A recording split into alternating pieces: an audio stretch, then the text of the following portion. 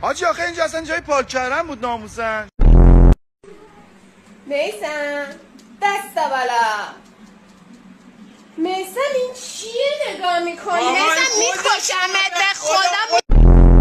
من تو اداره جات میبینید برای کارهای اداری، تو رو تو خونه مردم میبینم برای اداره کارهای تجاری.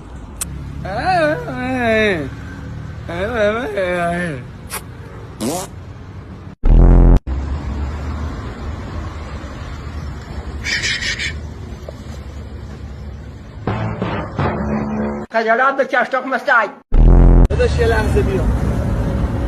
طرف برداشته از اینجا تا اینجا رو خط کشیده که چی؟ عقده بازی ها چیه؟ کردی برام مهمه؟ به خدا اگه مهمه. چرا؟ چون ماشین اصلا مال من نیست.